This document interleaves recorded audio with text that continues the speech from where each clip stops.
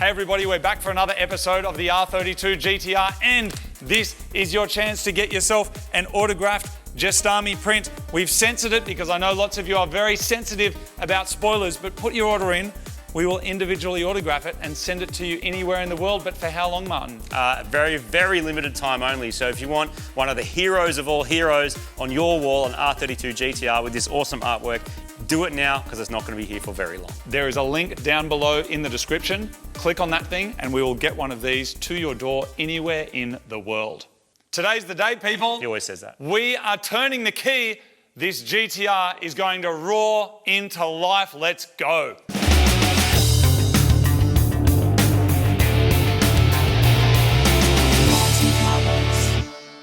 Welcome to another episode of Mighty Car Mods. We are continuing work on the R32 GTR. Big thanks to Castrol Edge for supporting this build to help make it happen. This has been one of the biggest, longest, most hours that's gone into anything. When you rewind and look at what this car looked like then, when we first got it, even to what it looks like today, the transformation has been huge. You forget how bad it looks, hey? Like Yes. if you have a quick look now, this is how it arrived.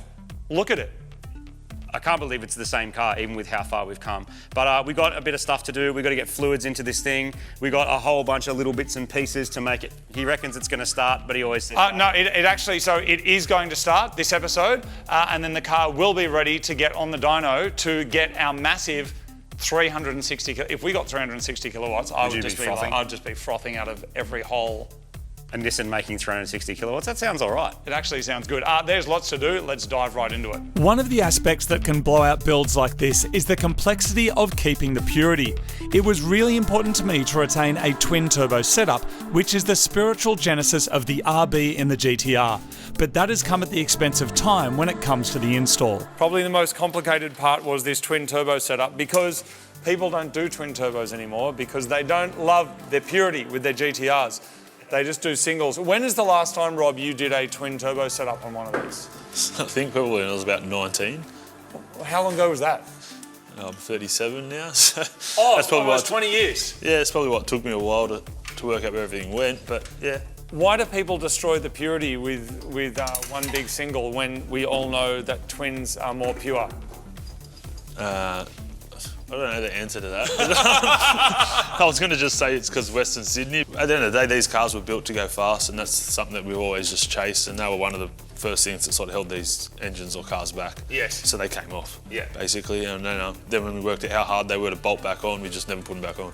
Rowan has been the one that's been doing like all of the wiring and stuff, which is all looking great. This side is mostly wired in. There's still some stuff to do inside the car. We've still got to run power steering lines.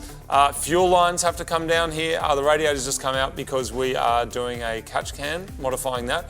The front pipe intercoolers, like the front mount intercooler piping's done. Yep. What else has to happen, mate? So there's like a list that has to happen before dyno, and then there's a list that has to happen before GTR Festival. So like main things before dyno, like you said, the fuel lines, power steering lines, all the drive belts back on the front of it. Yeah. We've ordered them now. Until finish, all the fab work that has to be done in terms of mounting the battery and the cooler piping and modifying the exhaust to all meet up. Looking inside the car's a whole nother thing. Yeah, that's a whole other world. Rowan looks like he's got his work cut out there, he always does. Yeah. I don't think we've ever had so many people working on one car for so long. Really? I mean, because it's been 4 years, Yep. and that is a lot longer than we normally spend on any cars we buy off Facebook Marketplace, and also just having people who are like fully guns at what they're doing, like this crew over here. It's pretty cool, man. Well, I guess that's why not everyone builds GTRs, is it? Like, It takes a team to get one working. And the money, of course. Yes, and the money. Yeah. Getting the right amount of fuel into your engine is one of the most important tasks of any build. And as well as running pump gas, I also want the capability of running this GTR on ethanol. So I'm installing a flex fuel sensor in line with the fuel lines, which will be able to adjust our tune in real time with the Haltech, dependent on the ratio of 98 and E85. Of course, along with everything else on this build, the car is getting all new fuel lines from front to back to make sure the RB is getting every drop of what it needs for maximum power. So I just want to run you through some of the details that go into making a car that needs to make the amount of power that we need to make, which is a lot. This here is a custom catch can, so it's going to be mounted in the car this way. But just to show you inside before we seal it up, the oil's basically going to come down here, go through a baffle, hit hit this plate, and then all of these holes here are offset, so the oil is not just going to be able to get straight through there. The biggest problem with RBs and what everyone's scared of them for is the oiling issue that they have, whether it's too much oil, not enough oil, whatever it is, they have an oiling issue. And when you upgrade the oil pumps like we do, we're using a Nido pump on this engine, it pushes a lot more oil up to the head. So we restrict the oil going to the head with aftermarket restrictors, which is a Nido part also, but in saying that, still with RPM, it's going to keep trying to fill this can up. Yep. So it's taken me and Ante years to work out. We've oiled down heaps of tracks trying to work this out in the past. But yeah, basically this is the best system that we've come up with that truly slows the oil down and allows the oil to drain back into the engine before it pushes it out the breather. Yep. And as on this engine, like we've opted to use the Castrol 1060, like I've clearanced this engine to suit that brand of oil. Okay. But originally Nissan would have said a 540 for an RB, right? Well, Nissan from factory would have had this engine clearance at a much tighter tolerance than what we would do aftermarket wise.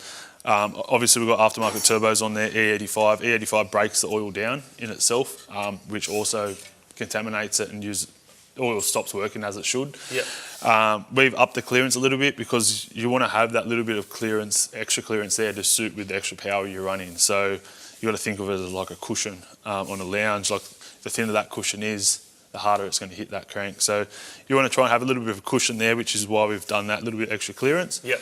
And obviously Castrol being as good as they are, it's going to keep this engine alive. The best way of keeping your engine going is change your oil. Like it's a simple thing to change. It's easy and it doesn't cost much money compared to the cost of actually building an engine. Like you've done this for like decades. How often do you see cars that have just been neglected from not having their oil changed that probably half the problems wouldn't exist if they'd been maintained? Well, the funny thing is a lot of people seem to think you only should change your oil after the car's getting thrashed constantly, which is one thing that does obviously up and down oil temperatures, and that's going to determine how the oil reacts as well. But when a car gets driven normally and it's not actually burning off the fuel in the oil, so it's getting driven on the street normally, it's probably running a bit richer than normal to keep everything cool and safe, that's when you're actually killing the oil. Like when you've got the oil at temperature and you're using it, it's generally burning off all the contaminants in there. Yeah, okay. And if it's a good brand oil, it will keep its viscosity rate in for quite a few heat cycles. Yeah. So I like to generally say, like if I'm racing the car, I like to say every 2 track days. Okay. And then if I'm driving the car, it's probably every 1,500 Ks. Yeah, got it. All right, so because you're not doing it down. And there's no harm in doing it. That's the point, other than the cost. No, you're not doing 1,500 Ks of constant thrashing. So over those 1,500, it's going to have enough heat cycles and enough fuel breakdown and stuff like that to sort of contaminate to the point you want to change it. Yep. So yeah. There it is, people. You've heard it here from Rob Arbolino, the man himself. Change your oil. So I guess it's time to seal this up. Yep. And then we can throw it in. Let's do it. The brains of our car will be a Haltech Nexus R3 VCU or vehicle control unit. This magical box does everything from power distribution, data logging, has an inbuilt wideband controller, and of course will handle our engine management. Because we're rewiring this car completely from scratch, this solution is what made the most sense. But if we'd already had a functioning car and complete wiring, we could have used the Haltech Nexus GT-R plug-in. It offers the same engine control, but can literally be plugged into the Nissan factory harness and lives in the factory location. At this point, we can run power from the battery down to the engine bay, bolt up the exhaust, and add some braided brake lines. And while we're on the topic of brakes, it's probably about time we talk about skids. Andrew, as I'm now a proud owner of an XR8 Falcon, I do quite enjoy the skid. Or what did you call it before? Pump and ringies was another term that I've been recently using. Where I'm from in Grafton, that means something else. But my question is, will I be able to do skids in this car even though it is all-wheel drive? Yes. The four-wheel drive system in this car, it is actually a rear-wheel drive until it's told to put power to the front, which takes a signal from wheel speed sensors, throttle position, and most importantly, G sensors inside the car that you often don't get to see. Okay. So what you can do is either pull a fuse out, do a key banger, believe it or not, and confuse the all-wheel drive computer, or in the case of us using a Haltech to control the four-wheel drive, we just go two-wheel drive now.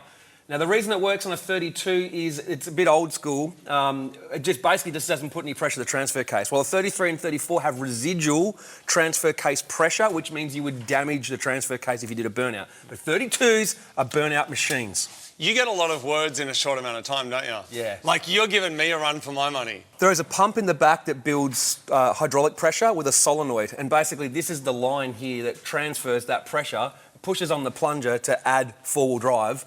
The transfer case over here, essentially, people think it's in here, but there's a chain down to here for that front shaft. But there is basically just plates, like clutch plates, and they put pressure, they compress together, create friction to put power to the front. Yep. Anywhere up to 50%, but generally, depending on the power of the car, it's not quite. See all those signals from wheel speed, G-force, throttle position.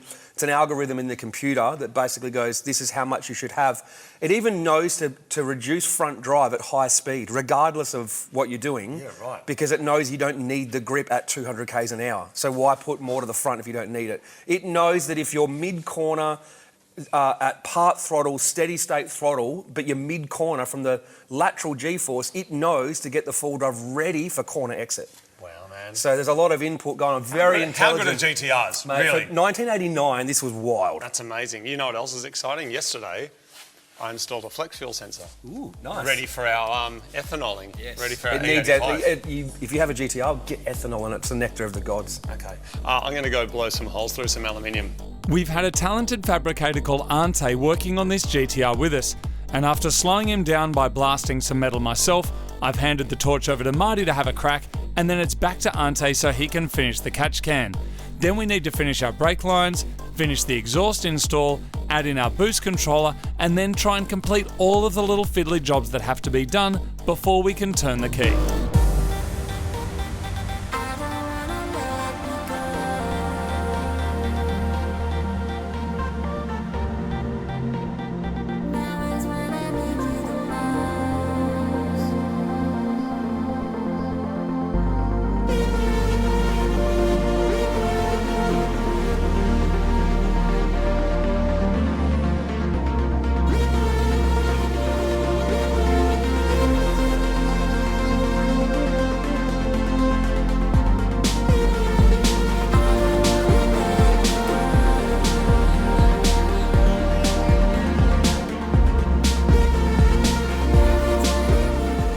Momentous occasion. We're pumping out the old fuel, which is actually not that old, because the car was going to be away for a long time. We actually brimmed the tank with fresh 98, but it's no longer fresh at all. So it's all coming out, and we're probably going to start it on ethanol, because that's what's going to make the power. It's that kind of car. After years and years of work, we're now in the final preparations before we turn the key for the very first time. Mechanically, this car is just about ready to start, which means we need to start thinking about fluids. And that means it is time to fill it up with Castrol Edge. Now, we have it on good advice that the oil to use is 10W60. Castrol have been a supporter of Mighty Car Mods for over a decade and are the main sponsors of this build. So thank you very much to the team over there for helping bring this car back to life. And now, Martin, it's time to get one step closer to these epic quarter-mile times and RB noises. So let's do this. This has been a long time coming. Also, you might notice there's two bottles here. Because of our modified sump and oil cooler and all this other stuff we're going to have in there, it's going to have a huge oil capacity. But that's actually a good thing, because oil has time to do its job. We're not going to starve it. We actually don't know what that capacity is yet, do we, Martin? So we're actually going to have to just Mr. Hawkins reckons it's around about 10 litres. 10 litres? So it'll probably be nearly 2 of these, I'd say. We'll soon know, because we'll check the dipstick like professionals that we are. So we just put 10 litres in, and it's just appeared on the end of the stick. And Andrew did make a good point. It's very thick oil, and so it probably takes a while to make its way down the engine. But that's pretty crazy. I've never had a car that uses that much. This is now our third bottle. Yep. So let's just we're like not putting 15 in. No way 15 But like litres. I said, the oil volume is a good thing. You want it. That's why track cars have massive oiling systems and big accumulators and stuff. You want the volume. Good cooling, good cleaning. Have a look at that, Martin. Here we go. We're coming up the stick now. I don't reckon it's going to be far off. All right. Maybe we leave it there until we just let it settle. It really does feel like we've been working towards this moment for years. And as we fill the car up with all the fluids that it needs to run, there's a feeling in the room that we are getting close, and it's a feeling that is magnetic. As the day turns into night, more and more people arrive to come and lend a hand because we are quite literally out of time. Our plan was to reveal this car at the annual GTR festival in Sydney, and to do that, we need to be on the dyno within 24 hours. Now, could we trailer a non-running, non-finished car to the festival and reveal it in front of a crowd of thousands? We simply cannot accept that as an option. And while it was commonplace in the auto salon era days to push a non-running car onto the competition floor, the whole team here is working as hard as they can so that we can make sure that this car is actually running on the day. Ideally, we'll even run it down the quarter mile in front of a crowd. We've come way too far now to let simple pleasures like sleep get in the way of this build, and there's a kind of manic collective group mentality that this car must run at all costs. And to think that this poor GTR was being left to rot in the corner of an auction house further propels us to try and make good at resurrecting the spirit of this iconic JDM hero.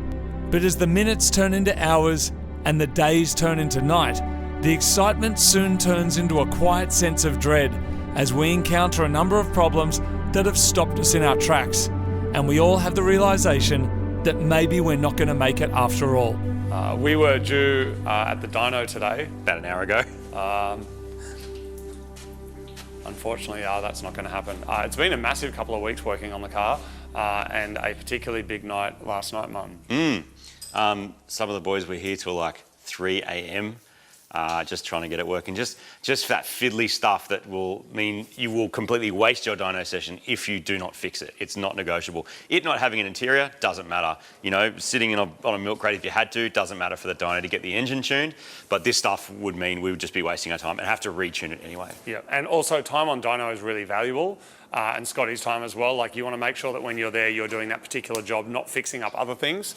So, some of it's kind of been pulled apart. They had to be so the ITBs had to be adjusted as well. Correct. Front mounts back out. We had a weird leak in that, I don't know the numbers exactly, but like 1 out of every 5 RBs has this blind cover on the front of it, but this didn't, and so we've got to kind of seal that up. So around the water pump, coolant leak, and a coolant leak at the back as well. Yeah, we also don't have a shifter yet either. The circlip that holds it in, so Correct. we don't have any way of shifting. These are just the tiny things that happen when you are building the world's cheapest GTR. There's just things that you don't have that you need, and it's only when you think, oh, that's right, we need that stick to actually stay in there, that you realise that that's not going to happen. But we're going to kind of try and put all of that stuff together today and try and get to, well, we're just going to try and get it done. Hopefully this time tomorrow. So all day today, however long it takes tonight, and then dyno. Luckily enough, Scotty said we can do tomorrow same time. So hopefully. So yeah, so anyway, next video out. Hopefully you will see this thing on the dyno. We'll get some good numbers. We would have all had some sleep by then. I am very excited to see what power it makes, and even more excited to give the thing a drive. It's going to be epic. A massive thank you again to Castrol Edge for being supporters of this video. They've been following this for years and years and years, and so we really appreciate their patience as we get the car finished. It was a way bigger project than we could have ever anticipated, but we're really proud to have saved this car from the Japanese bin. If you want to support this build and support the channel, please consider grabbing one of our limited time only autographed R32 GTR posters. We will individually autograph your order and then send it to your door anywhere in the world, but for a strictly limited time only. So you can check them out and put your order in at mightycarmods.com.